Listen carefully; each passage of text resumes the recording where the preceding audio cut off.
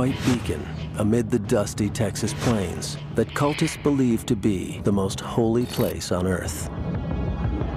Here, at the Yearning for Zion Ranch, the cult has been able to carry out its abuse of children away from the eyes of the law. Warren Jeffs is the latest example of a cult leader. A man driven by power, paranoia, and greed. But as the manhunt for Jeffs continued, unknown numbers of girls became unwilling brides. Each day Jeffs remained free, a girl paid a horrifying price.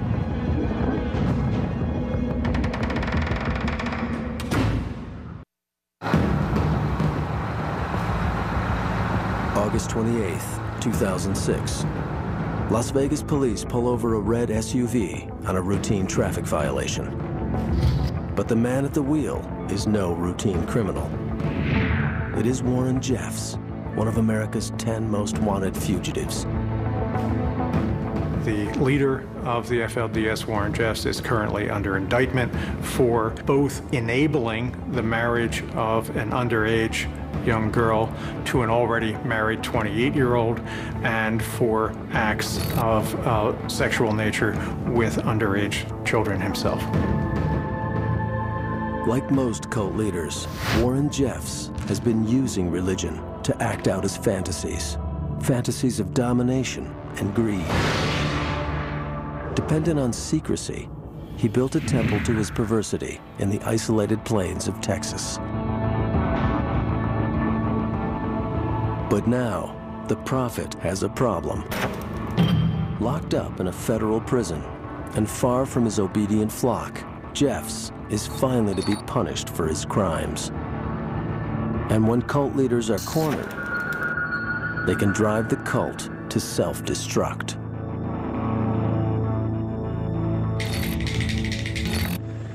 Guyana, 1977. 30 years before Warren Jeffs' capture, another cult leader found himself the object of investigation. Rather than be caught and punished for his crimes, Jim Jones led his followers on a journey of paranoia and madness. Authorities didn't foresee that it would end in a massacre. Hundreds of corpses heaped upon one another, in testament to the terrifying power of a cult.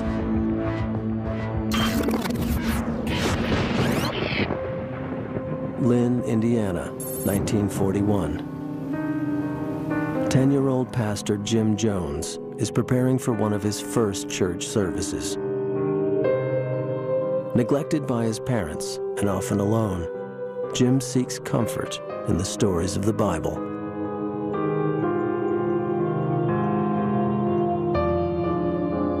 The cult leaders have early experiences of neglect, of abandonment, of disappointment in parental figures and authorities.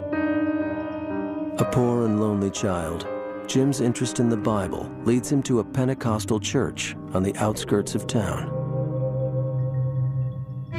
Believing in salvation through the Holy Spirit, Pentecostalists demonstrate their faith by speaking in tongues and witnessing faith healings, often ostracized for their own extreme behavior. The Pentecostalists offered Jim acceptance. I joined a Pentecostal church because they were the most despised. They were the rejects of the community. I found immediate acceptance, and I must say, in all honesty, as much love as I could interpret love. Religion offered Jim Jones the hope and acceptance he needed, but it was power that he craved. He quickly learned to twist religion for his own selfish needs, luring children to his house for Bible study and then locking them in. As a teenager, Jim was an exemplary student. Cultivating his own speaking talent, he pored over the speeches of progressive socialist leaders, Marx, Lenin, Mao. Raised in poverty, Jones was convinced that a church should provide for its congregants. By the time he started his own church, the young preacher had formed a vision of socially minded ministry that he termed apostolic socialism. Jim Jones's cult early on in Indiana was very helpful to the local community. They provided soup kitchens for the elderly and for poverty-stricken people. Feed the hungry, clothe the naked, minister to the sick and the needy. I mean, that was the core of what the temple was about. Ostensibly, that's what the core of what the temple was about. That's what I believe the temple was about. By the age of 35, Jim Jones is a success. The church he started as a young preacher, newly named People's Temple, is attracting scores of new members.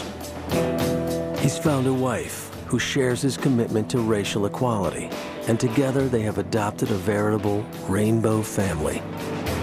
But Jim's radical politics and liberal attitude are too much for conservative Indiana.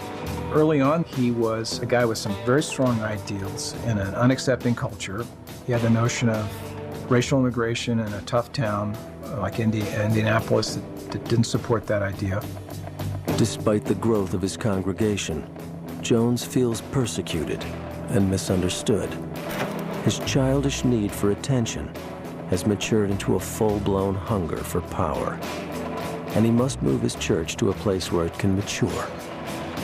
A place that welcomes progressive ideas, social activism, and radical politics. He moves the People's Temple to Northern California. It's no secret San Francisco has been kind of a mix, a place where lots of ideas came together. Anti-war days, Haight-Ashbury. The town was very open and tolerant to a lot of groups, a lot of ideas. The Bay Area would provide the perfect social climate for the People's Temple. From progressive communities in and around San Francisco, Jim Jones would recruit a small army of hard-working people devoted to social action. The progressive community in San Francisco and the liberal community loved us because we were clean-cut and responsible, and we had money, and we helped people. Rest homes for the elderly, tutoring classes for students, free legal advice. People's Temple provided a variety of social services, but for Jim, the social programs served a more selfish need. Most of these destructive cult leaders fit at least 8 of the 9 criteria for a narcissistic personality disorder. Jim Jones, in all of his social programs and his congregation's involvement in the community, increasingly built his own sense of power and significance and glory in these projects. The progressive atmosphere of San Francisco afforded a lot of opportunity for an activist church like Jones's. But the quest for power and glory was only part of his motivation. The driving force in the move to California was his exceedingly strong paranoia. In 1962, Esquire magazine published an article on the 9 safest places to hide in the event of a nuclear attack. Redwood Valley, just outside San Francisco, was one of them. They thought it would be safe from a lot of perils. They even thought a nuclear war might break out, and Redwood Valley, for some reason, was thought to be safer than any other place. Jones had had a vision that the Midwest was to be destroyed in a nuclear attack, and it was therefore essential to move quickly. He even set specific dates for this nuclear explosion that would begin the end of the world. I have given the date, the month, and the year where a nuclear war will take place. I want to be like Jonah of old. I want to be proven wrong. I'll be happy if one of my prophecies fail. They haven't yet, but I'll be glad when one of them does.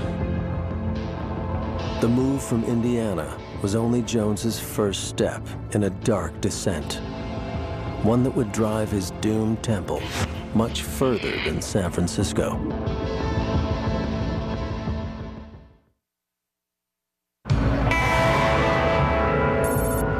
San Francisco, 1969. The good deeds of the People's Temple masked the narcissism and paranoia of its leader, Jim Jones.